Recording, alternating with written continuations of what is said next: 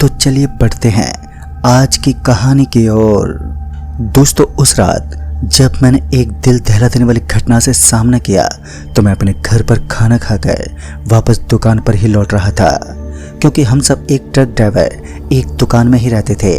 दरअसल हमारे एक दोस्त दुकान चलाने का काम करता था, तो हम सभी उसके पास गप्पे लड़ाने के लिए अमूमन वहीं पर बैठ जाते थे।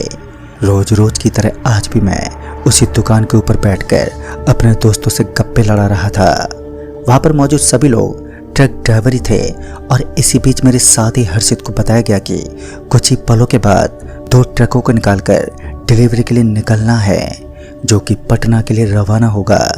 पटना यहाँ से तकरीबन 327 किलोमीटर दूर था और इस वक्त रात के 8:30 बजने को आए थे और सही मौके की तलाश में मैं और मेरा एक साथी ड्राइवर उस दुकान से बाहर निकल गए।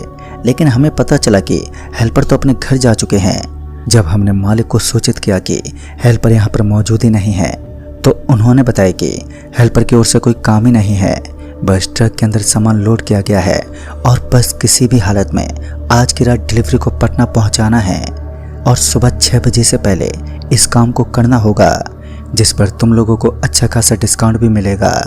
अब चाहे हमें डिस्काउंट मिले या फिर ना मिले, लेकिन काम तो करना हमारा कर्तव्य था।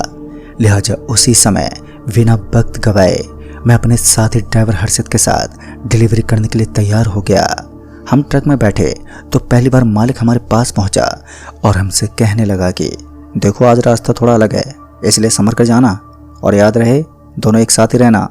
उस सर्द मौसम का माहौल बड़ा ही बेचैन करने वाला था। जब ट्रक से हाथ को बाहर निकालते तो हाथ के ऊपर ओस पड़ने लगती, हाथ पूरा गीला गीला होने लगता और ट्रक के कांच पर भी धुंध सी छा रही थी। ऐसे में ट्रक को सही से ड्राइव करना बड़ा ही मुश्किल हो रहा था। बार बार ट्रक को साइड में रोककर कांच के आगे से उसे पहुंचना पड़ता। सड़क पर सरपट भागती हुई ट्रक के विंडो भी अब भीग चुके थे। ट्रक के आगे एक छोटा सा कपड़ा रखा हुआ था, तो मैंने उस कपड़े को उठाया और ट्रक के साइड विंडो को पोंछने लगा। लेकिन बातों ही बातों में मुझे हर्षित का ख्याल ही नहीं आया। मैं हर्षित के बारे में भूल चुका था कि वो भी अपनी ट्रक लेकर मेरे पीछे पीछे आ रहा होगा। जब मुझे याद आया तो मैं उसे कॉल करने लगा, लेकिन उस इलाके में नेटवर्क ही गायब था। जब मुझे लगा कि हर्षित मुझसे कुछ ज़्यादा ही पीछे छूट गया है, तो मैं अपनी ट्रक के साथ वहीं पर सड़क के किनारे खड़ा हो गया। करीब 15 मिनट तक इंतज़ार करने के बाद भी उसका कोई ठिकाना नहीं था और इसी बीच मुझे किसी के दर्द से कराहने की आवाज़ सुनाई दी। ये आवाज़ मेरे आसपास से आ रही थी, जिस कारण मेरे कान खड़े हो गए। पहले तो मैं इधर उधर देखता रहा, लेकिन कोई भी दिखा नहीं। लेकिन बाद में मुझे ऐसा लगा कि ये आवाज़ तो मेरे ट्रक के जस्ट नीचे से आ रही है और उस समय मेरे हाथ में एक छोटी सी टॉर्च थी, तो मैं उस टॉर्च को लेकर ट्रक के नीचे झुका तो मैंने देखा कि वहाँ पर एक आदमी लेटा हुआ था। हालांकि अच्छी बात तो ये थी कि वो सुरक्षित था। अब मुझे राहत तो मिली, लेकिन ये समझ नहीं आ रहा था कि आखिर ये आदमी ट्रक के नीचे कैसे पहुंचा। पर इस बार जब तक मैं उस आदमी को ट्रक के नीचे से निकलने को बोल पाता कि तभी हर्षित अपनी ट्रक लेकर पहुंच गया। उसके ट्रक को देखते ही मुझे काफ़ी राहत मिली। हर्षित से मिलने के बाद मैंने तुरंत ही निकलने का सोचा और मैं वापस ट्रक में बैठा। लेकिन फिर मुझे याद आया कि वो आदमी तो मेरे ट्रक के नीचे घुसा हुआ है। तभी मैं उसे वहाँ से हटाने के लिए तुरंत ही अपने ट्रक से नीचे उतर गया और फिर ट्रक के नीचे देखने लगा। लेकिन कुछ सेकंड के लिए मैं हैरान रह गया, क्योंकि अब तो वहाँ पर कोई भी नहीं था और हर्षित मेरा ही इंतज़ार कर रहा था। और वो साथ ही ज़ोर से आवाज़ देते बोला, अरे कृष्ण भाई, तुम अभी भी यहीं पर ठहरे हो? तभी मैं हर्षित के पास गया और उसे उस आदमी के बारे में बताया। तभी हर्षित ने मेरी बातों पर हंसते हुए कहा, अरे भाई साहब, आपको कोई वहम हुआ है? इतनी रात को आखिर कौन होगा जो ट्रक के नीचे आने का साहस कर सके? हाँ, वो बात तो ठीक है, मैं भी यही सोच रहा हूँ, पर अभी अभी मैंने किसी को देखा था। तभी हम दोनों ने ट्रक के नीचे काफ़ी देर तक छानबीन की, लेकिन हमें वहाँ पर कोई भी नज़र ही नहीं आया। उसके बाद मैं अपने ट्रक को स्टार्ट करता हुआ हर्षित के पीछे पीछे चल पड़ा। फिर तकरीबन 1.5 घंटे सफ़र काटने के बाद अब मुझे सिगरेट पीने का मन होने लगा। ऊपर से चारों ओर कोई ढाबा भी नज़र नहीं आ रहा था जहां अपने ट्रक को रोक सकें। फिर कुछ समय बीतने के बाद मालखाट नामक एक स्थान गुजरा और उस स्थान के गुजरते ही हमें एक बहुत छोटा सा ढाबा दिखा, जिसके पास एक हल्की रोशनी जल रही थी। मैंने हर्षित को फ़ोन किया और उसे उसी ढाबे के पास रुकने को कहा ताकि हम उस ढाबे के पास रुककर या तो कुछ खा सकें या फिर सिगरेट पी सकें। उसने भी वैसा ही किया। बस थोड़ी दूर जाने के बाद हमने देखा कि उस ढाबे के पास एक आदमी बैठा था जिसने अपने सामने आग जला रखी थी। इस वक्त रात के 12:30 बज चुके थे और जैसे जैसे रात गुजरने लगती है तो वैसे वैसे धुंध अपनी चरम सीमा पर होती है। धीरे धीरे सामने का दृश्य भी मुश्किल से दिखाई दे रहा था और धुंध गहरी होती जा रही थी।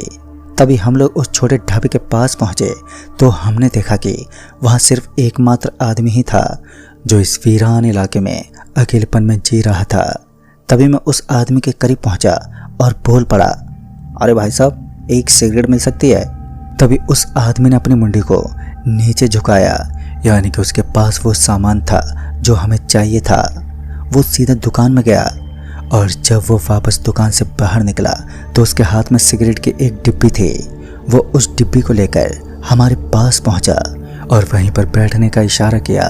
तभी हर्षित हल्की सी आवाज़ में बोला, यार तुझे ये शख्स काफ़ी अजीब नहीं लग रहा है? इसकी हरकतें तो बड़ी ही अजनबी की तरह लग रही हैं। तभी मैंने भी उसकी हाँ में हाँ मिलाई, पर तब तक उस आदमी ने कहा, यहाँ सब कुछ ऐसा ही है, आपने अपनी जान जोखिम में डाल दी है। आपको यहाँ नहीं आना चाहिए था। अभी तो आप जिंदा हैं क्योंकि अग्नि के सामने बैठे हैं। अगर मैं और ये अग्नि का ताप यहाँ मौजूद नहीं होता तो अब तक आप दोनों की डेड बॉडी सड़क के बीचों बीच पड़ी होती। उस आदमी के कहे गए ये शब्द हमें डराने के लिए काफ़ी थे, लेकिन हर्षित डरने के बजाय थोड़ा चौकन्ना हो गया और उठते हुए बोला, कौन हो तुम और क्या चाहते हो? हर्षित की इस बात से उस आदमी पर कोई फर्क ही नहीं पड़ा। वो अभी भी एक हल्की सी मुस्कान देते हुए बस वहीं पर स्थिर बैठा रहा, लेकिन इस बार हर्षित ने हद पार कर दी। उसने उस आदमी की शर्ट को पकड़कर उसे जोर से हिलाने की कोशिश की। तभी बीच बचाव करके मैंने किसी तरह हर्षित को शांत किया, लेकिन अब अपनी ज़िंदगी की सबसे बड़ी गलती करके हर्षित पछताने के लायक भी कहाँ था। उसके बदन में दर्द शुरू हो गया। हर्षित को अचानक इस तरह बदन में दर्द होता देख मुझे भी कुछ सूझ नहीं रहा था। तभी वो हल्की सी कराहने की आवाज़ में बोला, आप मेरे अंदर चलने तक की हिम्मत नहीं है, मुझे कहीं नहीं जाना, अब मैं यहीं पर बैठ जाऊंगा। उसका पूरा बदन टूट सा चुका था। वो उस आग के पास बैठकर दर्द से कराहने लगा। दूसरी तरफ मैं उसका हाथ पकड़कर उसे आश्वासन दे रहा था। हर्षित की हालत बिगड़ती जा रही थी और दूसरी तरफ मैं उस आदमी से मदद की गुहार लगा रहा था, लेकिन वो मेरी बात को सुनने के लिए बिल्कुल भी तैयार ही नहीं था। फिर वो आदमी एक भारी आवाज़ में बोला, अब तो तुम लोग गोल आकार के भयानक चक्रव्यूह के अंदर फंस चुके हो। तुम्हारे दोस्त ने मेरे ऊपर हाथ उठाने की हिम्मत की है, अब इतनी जल्दी इसको माफ़ कहाँ कर सकता हूँ मैं? और फिर तभी मैंने उस आदमी का असली चेहरा देखा जो कि पूरा झुलसा हुआ था। आग के सामने बैठा वो शख्स अब किसी भयानक शैतान के रूप में तब्दील हो चुका था। उसका जबड़ा फटा हुआ था और मैं उसके सामने हाथ जोड़ने लगा। तभी उसने कहा कि चिंता मत करो, मैं तुम्हें कोई नुकसान नहीं पहुंचाऊंगा, लेकिन आज की रात तुम्हें यहीं खतरों से लड़ना होगा, क्योंकि तुम्हारी ज़िंदगी बचाने का एकमात्र यही रास्ता है। अगर तुमने इस आग के पास से खड़े होकर दूसरी तरफ जाने की हिम्मत की तो फिर यह गोल आकार का घेरा तुम्हें कभी भी ख़त्म कर सकता है। उस आदमी का कहना था कि प्रेत आत्माओं द्वारा किसी ऐसे चक्रव्यूह का निर्माण किया जाता है जिसके अंदर इंसान दाखिला लेता है तो वो खुद ब खुद को मौत के घाट उतर जाता है। उस आदमी की गंभीरता से इसके वाक्य मुझे सच लग रहे थे, लेकिन दूसरी तरफ वो भी एक शैतान था, तो इतनी जल्दी उसकी बातों पर विश्वास कर लेना मेरे लिए खतरा भी बन सकता था। और जब उस शैतान को लगा कि उसके चेहरे से मुझे खौफ लग रहा है तो उसने मुझसे कहा, चिंता मत करो, मैं तुम्हें कुछ नहीं करूँगा, क्योंकि मैं भी इसी तरह राक्षसों के चंगुल में फंस चुका हूँ। उस आदमी ने अपने शरीर पर ओढ़ी हुई काले कंबल को हटाया तो मैंने देखा कि उसका पूरा बदन आग से जला हुआ था। उसकी आंखों में आंसू थे जो बता रहे थे कि उसे अपने परिवार से बिछड़ने का कितना दुख है। और उस आदमी के बताए अनुसार मुझे किसी भी हालत में अपनी जगह से उठना नहीं है, चाहे कुछ भी हो जाए। पर मेरा सहकर्मी हर्षित पूरी तरीके से दर्द से कराता हुआ आग के पास बेहोश हो चुका था। अब मैं उस आदमी के साथ बातों में मग्न हो गया। डर की सारी बातें आज ही वो मेरे कानों में फूंकने वाला था। लगभग 2 या 3 घंटे तक मैं उसकी बहस सुनता रहा, लेकिन उसके बाद जो हुआ उसने तो मेरे शरीर में सनसनी मचा दी, क्योंकि कुछ समय के बाद वो आदमी अचानक हवा में धुआं हो गया और अब मैं अकेला बच गया था। मेरे चारों ओर मुझे 7 लोग नजर आए। उन 7 लोगों के हाथ में अजीब अजीब हथियार थे। किसी के हाथ में खून से सना हुआ चाकू नजर आ रहा था तो किसी के हाथों में किसी की कटी हुई मुंडी दिखाई दे रही थी। उन सभी का रूप बहुत ज़्यादा भयानक था। लेकिन इसी बीच मुझे एक चमकती हुई चीज़ दिखी जो मेरे से करीब 10 कदम दूर थी। इस चमकती हुई चीज़ के अंदर कुछ तो ऐसा था जो मुझे अचंभित कर रही थी। अभी मैं उसी की तरफ देख रहा था कि मेरे पीछे से हर्षित की आवाज़ आई, भाई भाई मुझे बचा लो, ये लोग मुझे मार देंगे। जब मैं पीछे मुड़ा तो मैंने देखा कि उन्होंने हर्षित को बुरी तरह जकड़ रखा है। हर्षित की हालत पतली पड़ने लगी। लेकिन दूसरी तरफ उस आदमी ने कहा था कि मुझे अपनी जगह से उठना नहीं है, चाहे कुछ भी हो जाए। लेकिन जब बात मेरे दोस्त और सहकर्मी पर आ गई तब मुझे उस आदमी की बातों को भी नज़रअंदाज करना पड़ा और आग के पास से खड़ा होकर मैं अपने दोस्त के प्राण बचाने चल दिया। लेकिन मुझे क्या मालूम था कि इसी बीच मैं ही फंस जाऊंगा।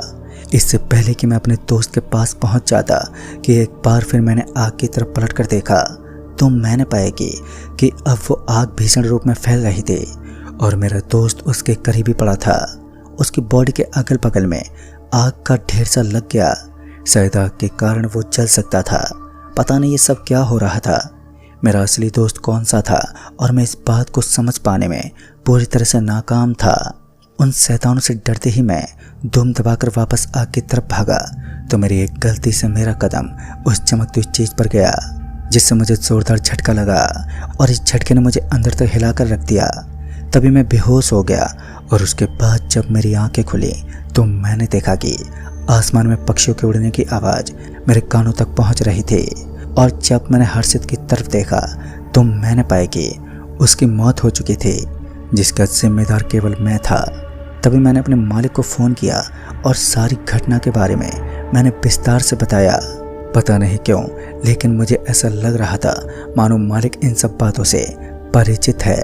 फिर क्या था, उन्होंने मुझे वहाँ से रिहा कर दिया और मेरे दोस्त की मौत को एक एक्सीडेंट का दर्जा दे दिया। और उस दिन के बाद मैं ना ही तो अपने उस काम को सही ढंग से कर पाया और ना ही अपने दोस्त की मौत के गम को मैं भुला पाया हूँ। लेकिन मेरा दिमाग आज भी यही सोचता है कि आखिर वो चमकती चीज़ कौन सी थी जिसके कारण मेरी जान बच गई। हालांकि इसकी जानकारी मुझे बाद में पता चली, जो मैं आपको फिर कभी बताऊंगा, क्योंकि ये एक लंबा सफ़र था जिसे मैं आज भी नहीं भूला। तो दोस्तों इस कहानी में बस इतना ही। तब तक के लिए बाय एंड टेक केयर।